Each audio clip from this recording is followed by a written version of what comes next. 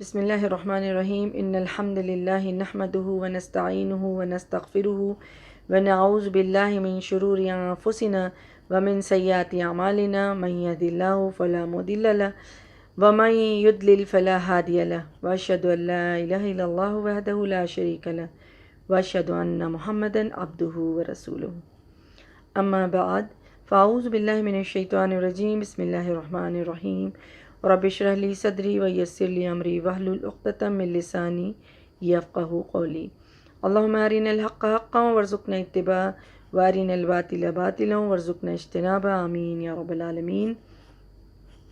الحمدللہ ثم الحمدللہ، اللہ کی توفیق سے اللہ کا بہت بڑا احسان اور شکر ہے کہ اس کے فضل سے آج ہم لوگ عقیدہ توحید کی 9ویں کڑی میں ہیں۔ الحمدللہ پچھلے درس میں ہم لوگوں نے شرک میں جو ایک انسان مبتلا ہو جاتا ہے اس کی وجہ، اس کی سب سے پہلی وجہ کیا ہے کہ انسان کے اندر علم نہیں ہوتا ہے، جہالت ہوتی ہے۔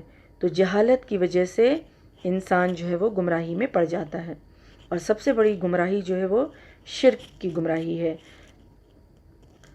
تو علم حاصل کرنا ہے، اور علم قرآن و سنت کا علم، اللہ کی پہچان، اللہ کی معرفت، اور قرآن چونکہ تھیوری ہے اور رسول اللہ صلی اللہ علیہ وسلم کی تعلیمات جو ہے وہ پریکٹیکل ہے، تو قرآن اور سنت کی تعلیم جو ہے وہ بہت ضروری ہے، علم حاصل کرنا بہت ضروری ہے، اور اس کے ساتھ ساتھ صحابہ کرام کی زندگی، تاکہ ہم کامیابی کے راستے پر چل سکیں اور دنیا اور آخرت میں کامیاب ہو سکیں۔ شرک میں مبتلا ہونے کی دوسری وجہ اور دوسرا راستہ کیا ہے، وہ ہے جس میں انسان جو ہے وہ شرک میں مبتلا ہو جاتا ہے، وہ ہے تقلید شخصی، تقلید کرنا۔ شرک کا ایک بہت بڑا یہ راستہ ہے۔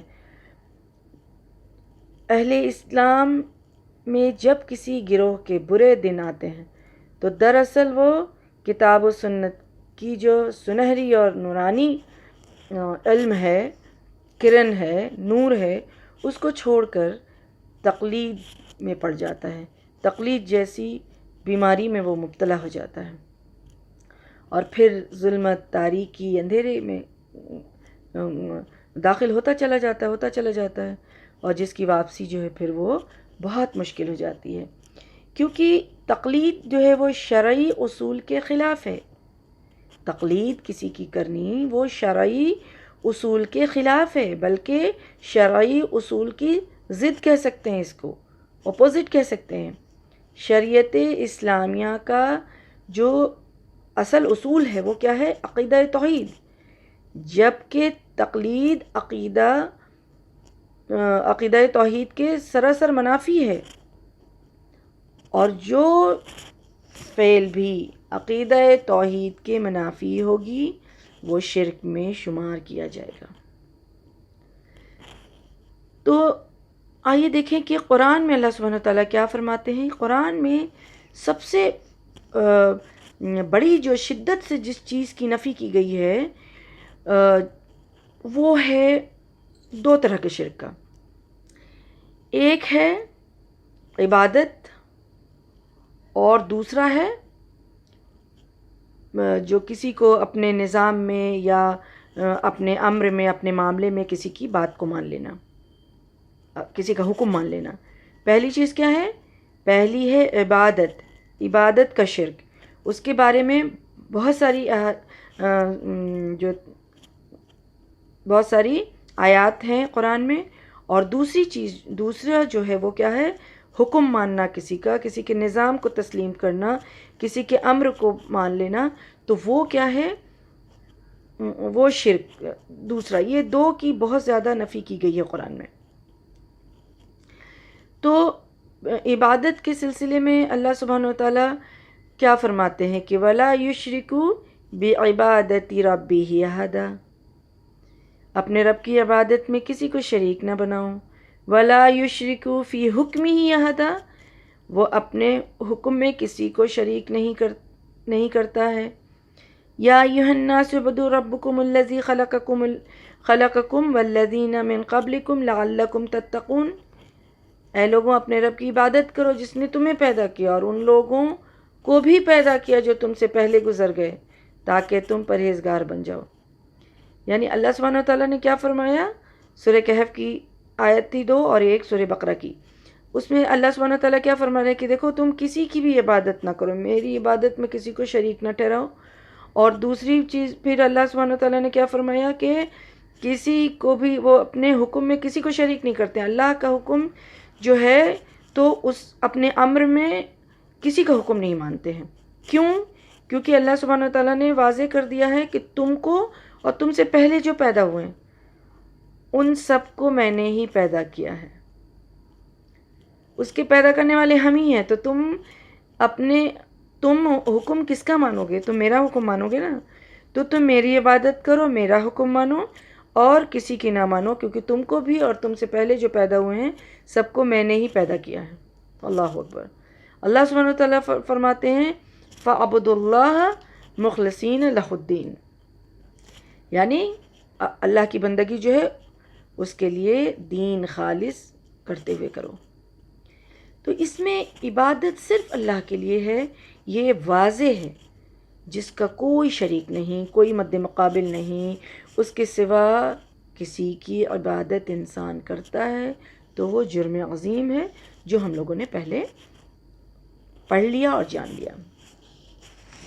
اچھا، اور جو کوئی بھی اللہ تعالیٰ کے احکام اور فرامین یعنی قانون جو اللہ تعالیٰ کا ہے، اللہ تعالیٰ کا جو فرمان ہے، اس کو چھوڑ کر کسی کا بھی حکم یا قانون مان لیتا ہے، اس کی پیروی کرتا ہے، تو وہ اسے اپنا الہ اور رب تسلیم کر لیتا ہے، یعنی اس کو اپنا الہ اور رب مان لیتا ہے.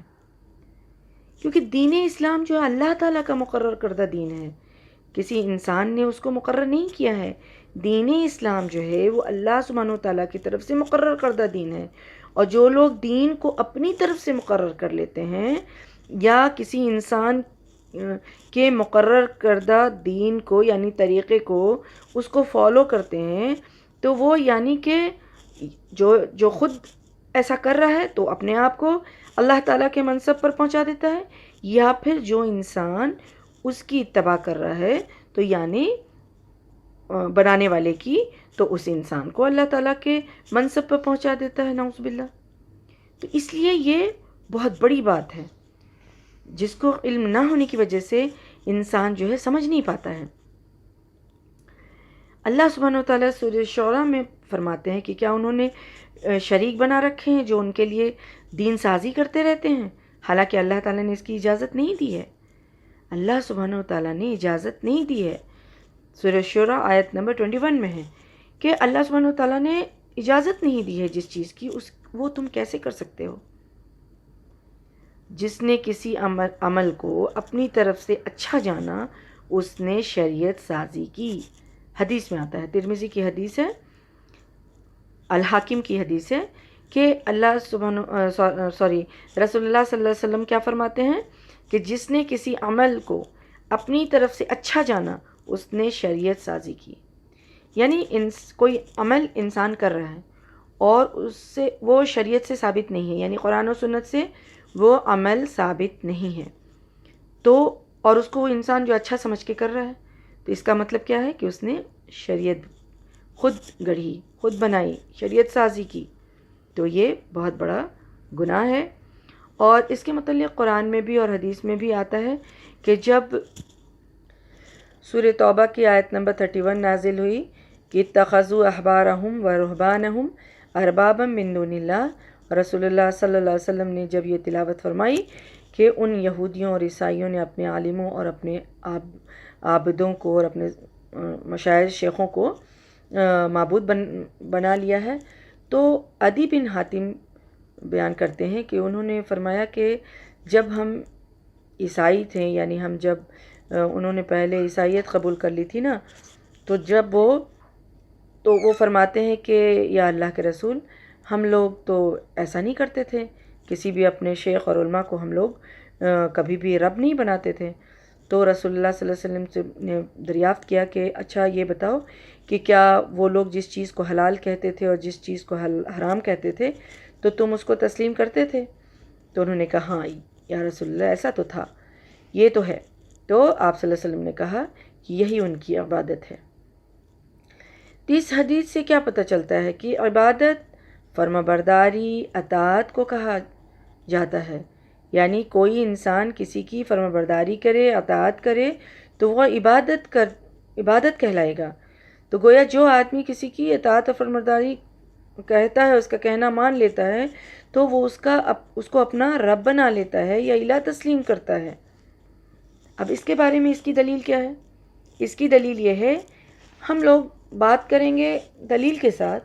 دلیل کہاں سے لیں گے؟ قرآن و سنت سے لیں گے انشاءاللہ۔ تو سورہ مریم آیت نمبر 44 میں اللہ سبحانہ وتعالیٰ کیا فرماتے ہیں؟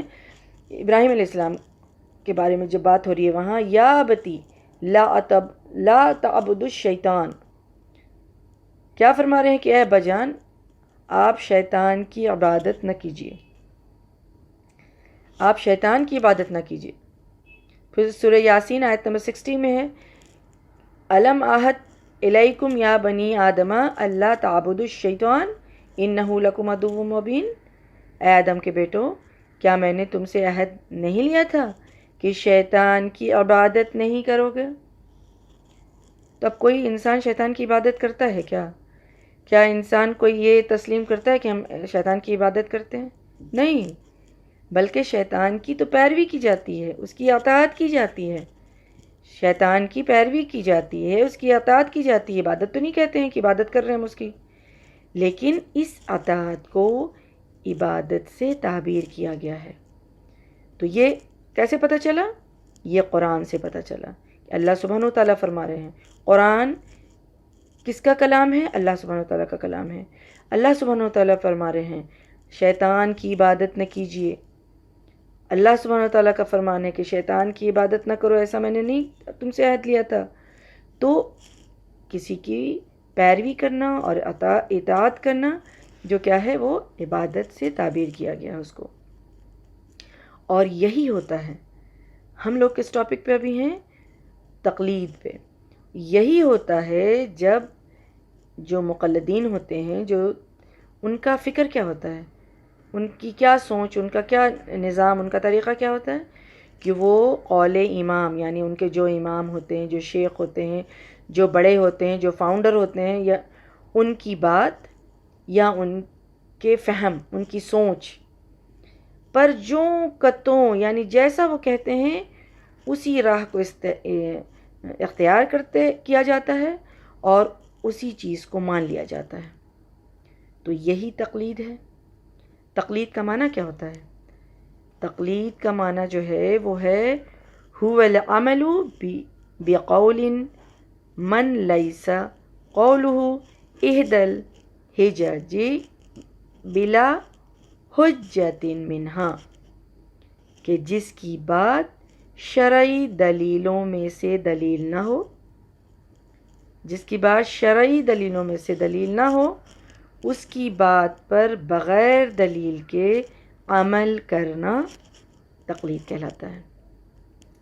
تقلید کیا کہا جاتا ہے؟ یعنی کوئی بھی بات، کسی کی بات اور کسی کا عمل جو ہے وہ شرعی دلیل نہیں ہے اس کی باتوں میں اور اس کے عمل میں، اور اس کی بات کو کوئی مان لیتا ہے تو وہ تقلید، بغیر دلیل کے کسی کی بات کو ماننا تقلید کہلاتا ہے، یعنی اس کی اطاعت کرنا تقلید کہلاتا ہے۔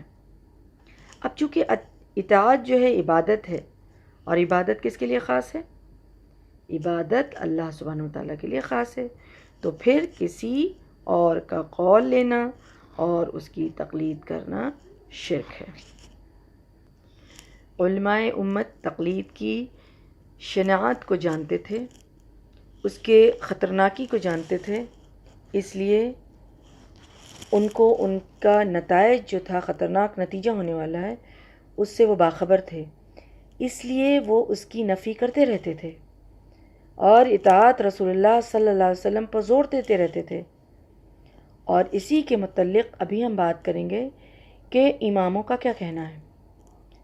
امام ابو حنیفہ رحمۃ اللہ وہ فرماتے ہیں کہ میں کسی تابعی کی تقلید نہیں کرتا، اس لیے کہ وہ بھی ہماری طرح انسان ہیں، ان کی تقلید جائز نہیں۔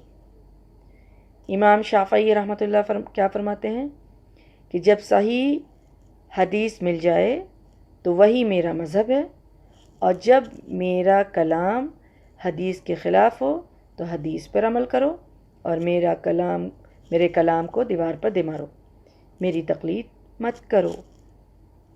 اسی طرح سے امام احمد بن حنبل، ان کا کیا قول ہے کہ وہ فرماتے ہیں کہ تم میری تقلید نہ کرو، اور نہ ہی مالک، شافی، زائی اور سوری رحم اللہ کی تقلید کرو، بلکہ وہاں سے مسائل اخذ کرو، وہاں سے مسائل اخذ کرو جہاں سے وہ کرتے تھے، یعنی قرآن و سنت سے۔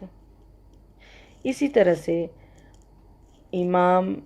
چاروں امام جو ہیں ان کا یہ کہنا ہے کہ اگر میری بات قرآن و سنت سے ٹکرائے، یعنی اس سے نہ ملے، تو پھر میری بات کو ٹھکرا دو، دیوار پر دے مارو، اور بات مانو صحیح احادیث کی، رسول اللہ صلی اللہ علیہ وسلم کی سنت کی پیروی کرو۔ کیونکہ ان کو پتہ تھا کہ یہ اگر کوئی انسان کسی کی تقلید کرنے لگے تو اس کا نتیجہ جو ہے وہ کتنا خطرناک ہو سکتا ہے، اس لیے انہوں نے یہ اپنی طرف سے بات کو واضح کر دی۔ کیونکہ تقلید کے ثمرات کیا ہوتے ہیں؟ تقلید شخصی ہی ایسی چیز ہے جو ملت اسلامیہ کی جو وحدانیت ہے اس کو جو ہے اس نے توڑ دیا،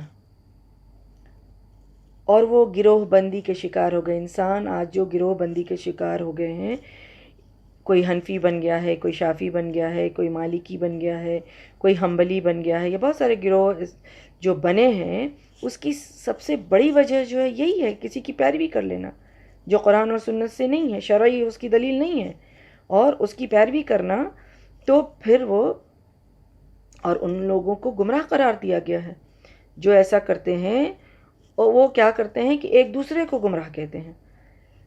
ایسے لوگ، ہر کوئی ایک دوسرے کو گمراہ کہہ رہا ہے۔ تو ایک حنفی مسلمان جو وہ کیا کہتے ہیں کہ نماز شافعی امام کے پیچھے جائز نہیں ہے، یا سب ایک دوسرے کو اسی طرح سے کہتے لکھتے ہیں۔ یعنی کہ ابلیس جو ہے وہ اس نے کیا کیا کہ ایک تو مسلمانوں کو الگ الگ کیا اس نے، اور پھر لڑایا، اور پھر فرقوں میں بھی بانٹ دیا، اور پھر اس میں بھی کامیاب ہو گیا۔ انا للہ و انا الیہ راجعون۔ تقلید، مذہب میں جو تقلید جو ہو رہی ہے، اسلام کو جو نقصان اس سے پہنچا ہے وہ بہت بڑا نقصان پہنچا ہے۔ اس کی وجہ سے انسان کے اپنی شخصیت پر تو نقصان پہنچا ہی پہنچا ہے، ایک اسلام کے مذہب کو سے نقصان پہنچا، اور وہ کیسے پہنچا ہے کہ جب ایک غیر مسلم ایمان کی طرف آنا چاہتا ہے تو کوئی بھی ضروری نہیں ہے کہ ایک بار میں ہی وہ اسلام کی بات کو سنے، دین کی بات کو سنے اور پھر وہ اسلام لے آئے، ضروری نہیں ہے یہ بات۔ تو انسان بہت بار ایسا دیکھا گیا ہے کہ جب وہ کسی کے پاس آیا یا اس کو موقع ملا یا وہ جان گیا، تو اس کو بتانے والا شافعی علماء کے ماننے والے ہیں، اب انہوں نے اپنا طریقہ بتایا۔ جب وہ کسی اور کے پاس گیا تو وہ حنفی مسئلہ کے جاننے والے ہیں، وہ اس میں بتا دیا۔ اور اگر انسان جو ہے وہ عقل اور شعور رکھنے والا ہے تو پھر وہ کنفیوز ہوتا ہے کہ اچھا ان کا تو ایسے ہے، ان کا ایسے ہے، تو یہ اسلام ہے، کون سے اسلام میں ہم آئیں؟ اور اس طرح سے اس کو قبول کرنے میں پریشانی ہوتی ہے، اور بہت دفعہ ایسا ہوتا ہے کہ قبول ہی نہیں کرتے ہیں، پھر وہ اس میں ہی الجھا ہوا اور پھنسا ہوا ہو جاتا ہے۔ تو تقلید کی یہ بہت بڑی ایک سمجھیے کہ اسلام کے لیے بہت بڑا یہ خسارے کا باعث ہے کہ انسان جو ہے وہ فرقہ پرستی میں اور مذہبی تعصب میں پڑھ کر کے خود بھی گمراہ ہو رہا ہے، اور پھر لوگ بھی اس سے گمراہی کی طرف جا رہے ہیں اور رکاوٹ بن رہے ہیں۔ اسلام، لوگوں میں اسلام کو پھیلنے دینے سے رکاوٹ ہو رہی ہے اس چیز سے۔ تو اور یہ ہم لوگ سب جانتے ہیں، اور یہ جان لینا چاہیے کہ ابھی جو ڈیفینیشن ہے، جب ہمارا نیت اور ارادہ درست ہوگا تو اللہ سبحانہ و تعالیٰ ضرور ہمیں حق سمجھا دیں گے انشاءاللہ۔ اور ڈیفینیشن کیا ہے تقلید کا؟ کہ شرعی دلیل کے مطابق اگر کسی کا قول اور عمل نہیں ہے اور اس کی بات کو مان رہے ہیں، اس کے عمل کی پیروی کر رہے ہیں، تو پھر اس سے اسلام کا کوئی بھی واسطہ نہیں ہے، اور یہی تقلید کہلاتا ہے۔ اسلام کی حقیقی تعلیمات کیا ہے؟ کہ مسلمان جو ہمیشہ متفق رہے اور متحد رہے، یعنی ایک ہو کر رہے، یونٹی، اور دین حق کی صاف ستھری اور سادہ تعلیمات، کیونکہ حق جو ہے وہ سیدھی، اس میں کوئی مشکل نہیں ہے، اس کی تعلیمات جو ہے بالکل کلیئر ہے۔ اللہ کی مخلوق جو ہے اس کو بغیر کسی مشکل کے اسلام میں داخل ہو سکتی ہے اور اس پر چل سکتی ہے اور اس کو مان سکتی ہے۔ لیکن یہ جو تقلید جو واجب لوگ ٹھہرا کر کے اسلام کی ایک طرح سے کہیے کہ اسلام کی جو روشن تعلیمات ہے اس کو لوگ پھیکا کر دیتے ہیں، اور یہی چیز ہے جو خود میں بھی خسارے کا باعث ہے اور پھر اسلام کے لیے بھی یہ خسارے کا باعث بنتا ہے۔ اس کے علاوہ سورہ بقرہ آیت نمبر 170 میں اللہ سبحانہ تعالیٰ کیا فرماتے ہیں کہ وَإِذَا قِيلَ لَهُمُ اتَّبِعُوا مَا أَنزَلَ اللَّهُ قَالُوا بَلْ نَتَّبِعُ مَا أَلْفَيْنَا عَلَيْهِ آبَانَا، جب ان سے کہا جاتا ہے کہ اللہ نے جو نازل فرمایا ہے اس کی اتباع کرو، تو وہ کہتے ہیں کہ ہم تو اس کی اتباع کریں گے جس پر ہم نے آبا کو پایا، یعنی اپنے بڑے کو پایا، اپنے شیخ کو پایا، اپنے علماء کو پایا، جو وہ لوگ کرتے ہیں ہم تو وہ کریں گے۔ اور جبکہ اللہ سبحانہ وتعالیٰ یہ فرما رہے ہیں کہ ان سے کہا جاتا ہے کہ اللہ نے جو نازل کیا اس طرف آؤ، تو آج بھی یہی ہے۔ مسلمانوں میں جو اتنے مسلک بن گئے ہیں، اتنے گروپس ہیں، اتنے الگ الگ جو لوگ بٹ گئے ہیں، ان سے جب ان سے کہا جاتا ہے کتاب و سنت کی دعوت کی طرف آؤ، کتاب و سنت کی دعوت جب ان کے سامنے رکھی جاتی ہے، جب ان کو دی جاتی ہے، اور ان دونوں کے مخالف یعنی قرآن اور سنت کے مخالف جو بھی کام وہ کر رہے ہوتے ہیں، تو ان کو کہا جاتا ہے کہ اس کو چھوڑ دو، تو وہ اپنے مسلک، اپنے علماء، اپنے مشائخ یعنی اپنے شیخوں کے، اپنے فاؤنڈر، اپنے باپ دادا، اپنے بڑے، اپنے نیک لوگ، اپنے بزرگ، ان لوگوں کو حجت بناتے ہیں اور ان کی دلیل پکڑتے ہیں، جبکہ ان لوگوں کی دلیل اور ان لوگوں کی حجت کہیں بھی قرآن اور سنت سے ثابت نہیں ہے۔ کسی کی بھی بات مانی جائے تو وہ اس کے ساتھ شرط ہوتا ہے، اور شرط کیا ہے کہ اگر کوئی بھی ہو، شیخ ہوں، امام ہوں، نیک لوگ ہوں، اللہ کے ولی ہوں، یا جو بھی ہوں، کسی گروپس کے فاؤنڈر ہوں، جب وہ قرآن اور سنت کی بات کریں، جب وہ قرآن اور سنت سے عمل بتائیں یا کریں تو ان کو مان لینا ہے، اور جب قرآن اور سنت سے ان کی بات نہ ہو تو اس کو نہیں ماننا ہے اور قرآن و سنت کی طرف لوٹ آنا ہے۔ اس شرط کے ساتھ ہم کسی کی بھی بات کو مان سکتے ہیں، اور یہ شرط نہیں ہے تو کس کے ساتھ ہے؟ رسول اللہ صلی اللہ علیہ وسلم کے ساتھ۔ رسول اللہ صلی اللہ علیہ وسلم کی اطاعت اللہ کی اطاعت کی طرح جو ہے وہ فرض ہے، جس طرح سے اللہ کی اطاعت کی جاتی ہے اسی طرح سے فرض ہے، اسی طرح سے رسول اللہ صلی اللہ علیہ وسلم کی اطاعت فرض ہے۔ کیا کہیں بھی قرآن اور سنت سے ہمیں یہ بات ملتی ہے کہ ہم کسی اور کی، اللہ اور اس کے رسول کے علاوہ کسی اور کی ہم اطاعت کریں اور وہ فرض کے دائرے میں ہے؟ نہیں ملتی ہے۔ اللہ سبحانہ و تعالیٰ سورہ نساء آیت نمبر 80 میں فرماتے ہیں کہ کیا فرماتے ہیں کہ وَمَن يُطِعِ الرَّسُولَ فَقَدْ أَطَاعَ اللَّهَ، جس نے رسول کی اطاعت کی تو گویا اس نے اللہ کی اطاعت کی۔ سبحان اللہ. تو اطاعت کرنی ہے تو رسول اللہ صلی اللہ علیہ وسلم کی، اور کسی کی اطاعت جو ہے وہ فرض نہیں ہے، کسی کی اطاعت جو ہے فرض نہیں ہے. اسی طرح سے اگر ہم رسول اللہ صلی اللہ علیہ وسلم کی اطاعت نہیں کریں گے تو ہمارے اعمال ضائع ہو جائیں گے. اللہ سبحانہ و تعالیٰ فرماتے ہیں سورہ محمد آیت نمبر 33 میں کہ یا ایھا الذین آمنوا اطیعوا اللہ واطیعوا الرسول ولا تبطلوا اعمالکم. اے ایمان والو، اللہ کی اطاعت کرو اور رسول اللہ صلی اللہ علیہ وسلم کی اطاعت کرو، ان کی اطاعت سے انحراف نہ کرو اور اپنے اعمال ضائع نہ کرو. یعنی اگر اللہ اور اس کے رسول کی اطاعت سے کوئی انسان منہ پھیرے گا تو وہ اس کے اعمال ضائع ہوں گے. کس کے لیے اور ایسا کہا گیا ہے؟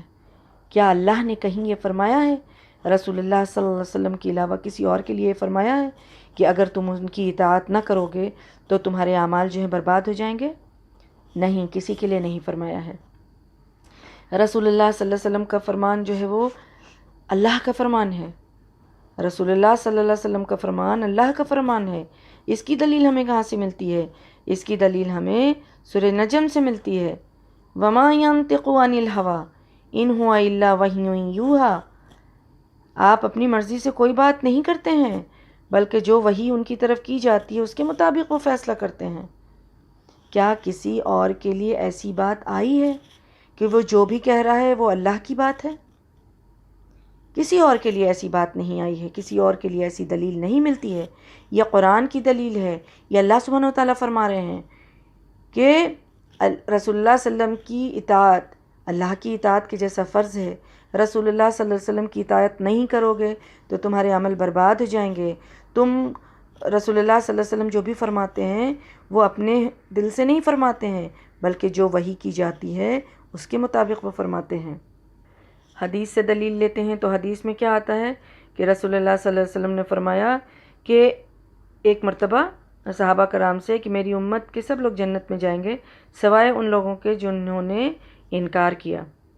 تو صحابہ رضی اللہ عنہم نے پوچھا کہ یا اللہ یا رسول اللہ ایسے کون لوگ ہوں گے، انکار کون کریں گے جنت میں جانے سے؟ تو آپ صلی اللہ علیہ وسلم نے فرمایا کہ جس نے میری اطاعت کی وہ جنت میں جائے گا اور جس نے میری نافرمانی کی اس نے انکار کر دیا. بخاری شریف کی حدیث کا مفہوم ہے. تو اس طرح سے کیا پتہ چلا کہ رسول اللہ صلی اللہ علیہ وسلم کی اطاعت جو ہے وہ جنت میں جانے کا سبب ہے. کسی اور کی اطاعت کے لیے ایسی بات آئی ہے قرآن و سنت میں؟ نہیں آئی ہے. ایمان کا تقاضا ہے کہ رسول اللہ صلی اللہ علیہ وسلم سے محبت کی جائے. سورہ نساء آیت نمبر 65 میں اللہ سبحانہ و تعالیٰ فرماتے ہیں فلا وربک لا یؤمنوا حتی یحکموک فیما شجر بینہم ثم لا یجدوا فی انفسہم حرجا مما قضیت ویسلموا تسلیما. اللہ سبحانہ و تعالیٰ یہ ساری دلیل جو ہے قرآن سے ہے، یعنی کہ اللہ سبحانہ و تعالیٰ کا فرمان ہے.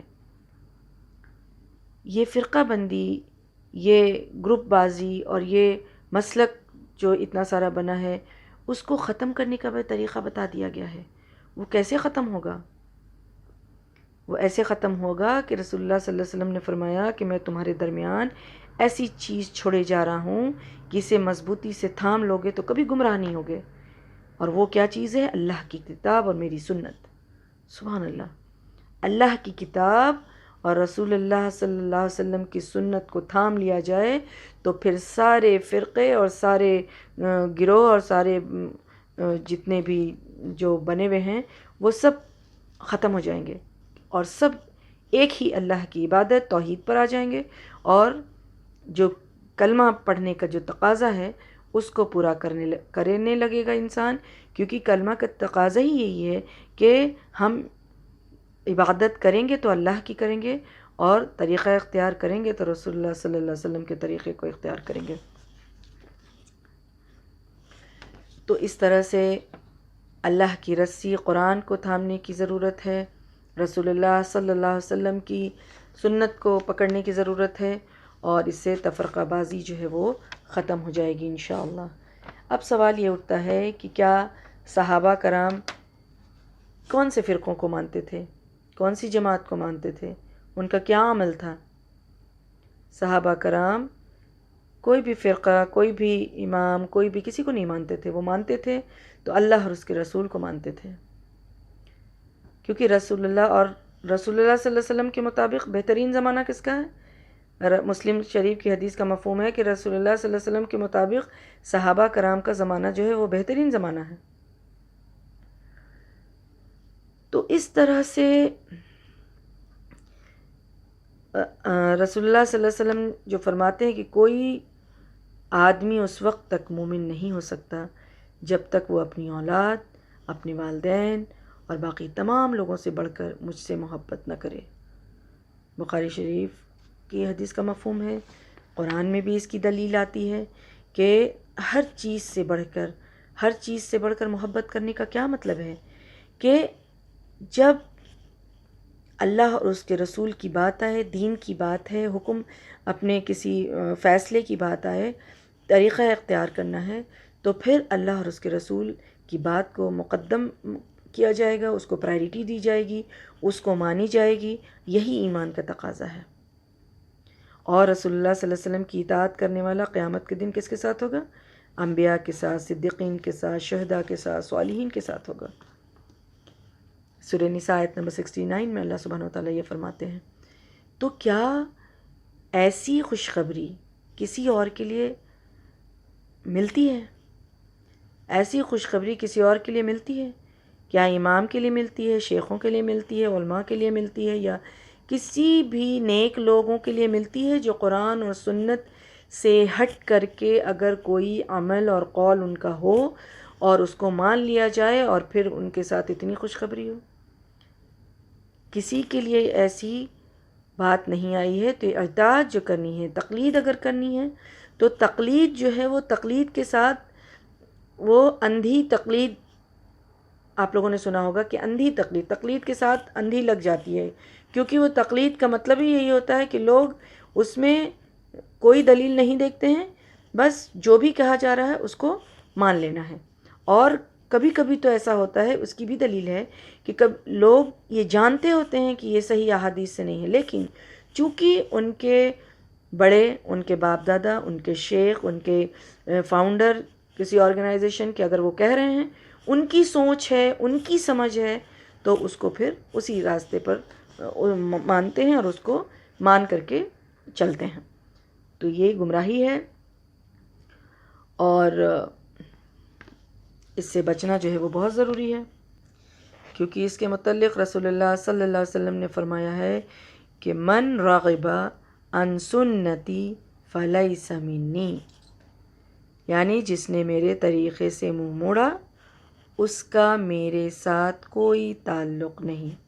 بخاری اور مسلم کی حدیث کا مفہوم ہے. ان ساری باتوں سے ہمیں اس چیز کا علم ہوا کہ ہم کسی کی تقلید نہ کریں. تقلید جو ہے وہ انسان کو شرک کی طرف لے جاتی ہے، انسان کو گمراہی کی طرف لے جاتی ہے. اور ہم قرآن و سنت کی پیروی کریں، صحیح احادیث اور اللہ کی کتاب قرآن، اس کا مطالعہ کریں اور صحیح احادیث کے مطالعہ کریں، اور اس طرح سے صحیح دین پر اپنے آپ کو رکھیں.